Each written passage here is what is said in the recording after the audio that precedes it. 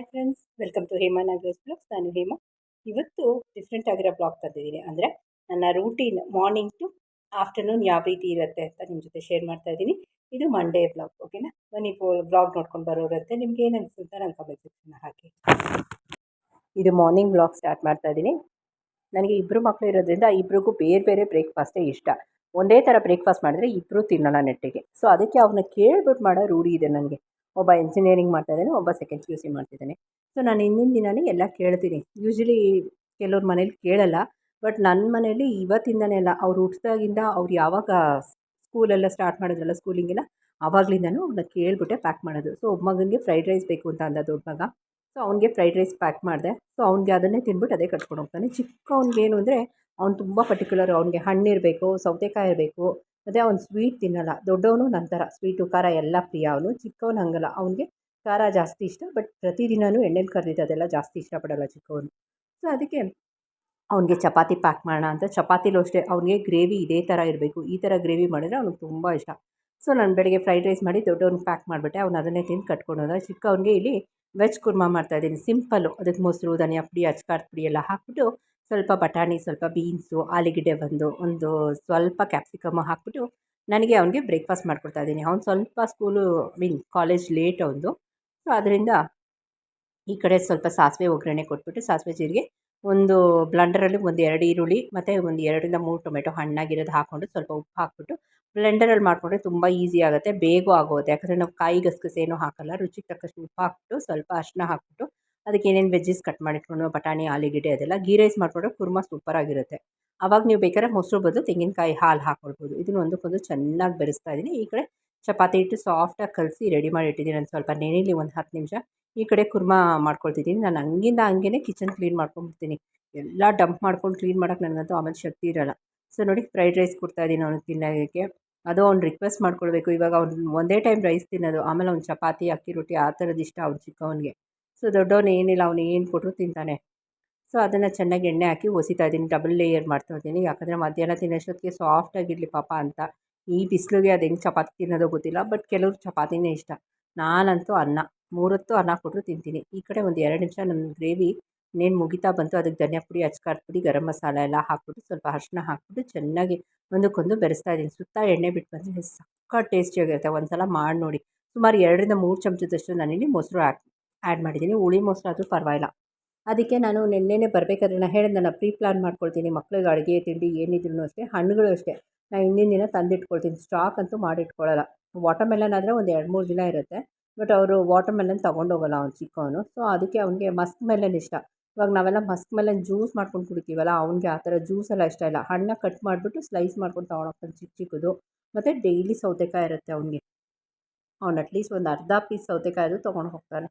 ತಿಂಡಿ ತಿಂದ್ಬಿಟ್ಟು ಲಂಚ್ನ ಪ್ಯಾಕ್ ಮಾಡ್ಕೊಂಡು ಹೊರಟೋಗ್ತಾನೆ. ಸೊ ಅದಕ್ಕೆ ನಾನೊಂದು 2 ಸಲ ಡಬಲ್ ಲೇಯರ್ ಫೋಲ್ಡಿಂಗ್ ಮಾಡಿಬಿಟ್ಟು ಚಪಾತಿನ ಸಾಫ್ಟಾಗಿ ಒಸಿತೀನಿ. ಬೇಕಾದ್ರೆ ಇನ್ನೊಂದು ಸ್ವಲ್ಪ ಎಣ್ಣೆ ಹಾಕ್ಕೊಂಡು ಕಲಸಿದ್ರು ನಡೆಯುತ್ತೆ. ನಾನು ಎಣ್ಣೆ ಹಾಕೋಕ್ಕೆ ಮರ್ತೋದೆ.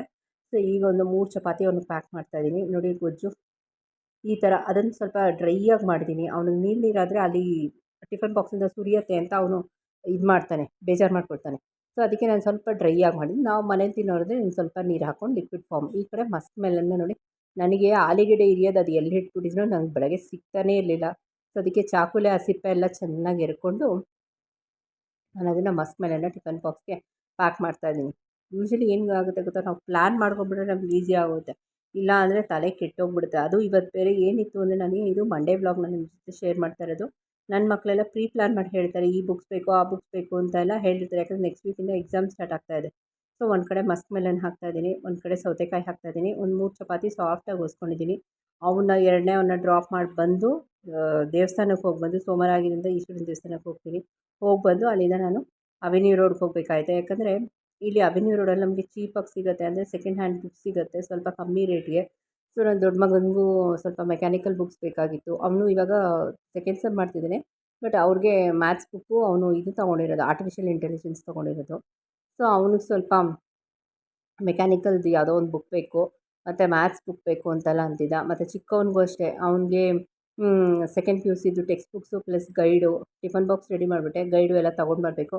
ಸೊ ಅದರಿಂದ ಎಲ್ಲ ಬೇಗ ಆ್ಯಕ್ಚುಲಿ ಮಧ್ಯಾಹ್ನದ ಅಡುಗೆನೂ ನಾನು ಪ್ರಿಪೇರ್ ಏನೂ ಮಾಡಿರಲಿಲ್ಲ. ಸೊ ಬೆಳಗ್ಗೆ ಬ್ರೇಕ್ಫಾಸ್ಟಾಗಿ ಗೊಜ್ಜಿತ್ತಲ್ಲ ಅದಕ್ಕೆ ಅನ್ನ ಇತ್ತು. ಸೊ ನಾನು ಅದನ್ನೇ ಅಡ್ಜಸ್ಟ್ ಮಾಡ್ಕೊಂಬಿಟ್ಟೆ ಮಧ್ಯಾಹ್ನ ಬಂದು. ಈ ಕಡೆ ಅವನಿಗೆ ನೀರು ರೆಡಿ ಮಾಡಿದೆ, ಟಿಫನ್ ಬಾಕ್ಸನ್ನು ರೆಡಿ ಮಾಡಿ ಎಲ್ಲ ಹಂಗಿಂದ ಹಂಗೆ ಕ್ಲೀನ್ ಮಾಡ್ಕೊಂಬಿಡ್ತೀನಿ. ಯಾವುದು ನಾನು ಡ್ರ್ಯಾಗ್ ಆನ್ ಮಾಡಿ ಇಟ್ಕೊಳ್ಳಲ್ಲ ಕೆಲಸ, ಯಾಕಂದರೆ ಬಂದು ಮತ್ತೆ ನಾವೇ ಮಾಡಬೇಕಾಗತ್ತೆ.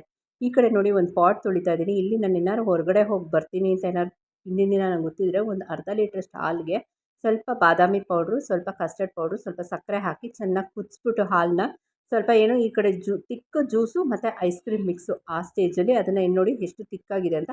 ಇದನ್ನು ಈ ಪಾಟ್ನ ಫ್ರಿಜ್ಜಲ್ಲಿ ಇಟ್ಬಿಟ್ಟು ಹೊರಡೋಗ್ತೀನಿ. ಆದರೆ ಹಿಂದಿನ ದಿನ ನೈಟೇ ಇಟ್ಬಿಡ್ತೀನಿ. ಇಲ್ಲಾಂದರೆ ಇದೊಂದು ಐಸ್ ಕ್ರೀಮು ಮಾಡಿದ್ದೀನಿ ವೀಡಿಯೋ, ಇನ್ನೂ ನಾನು ಅಪ್ಲೋಡ್ ಮಾಡಿಲ್ಲ, ಮಾಡ್ತೀನಿ ಎಡಿಟಿಂಗ್ ಮುಗಿಸಿ. ತುಂಬ ಚೆನ್ನಾಗಿರುತ್ತೆ custard ice cream. But shorts ಹಾಕಿದ್ದೀನಿ ನೋಡಿ, ಅದು ಲಾಂಗ್ ವೀಡಿಯೋ ಹಾಕ್ತೀನಿ ನಾನು. ತುಂಬ ಟೇಸ್ಟಿಯಾಗಿರುತ್ತೆ, ಒಂದ್ಸಲ ಟ್ರೈ ಮಾಡಿ.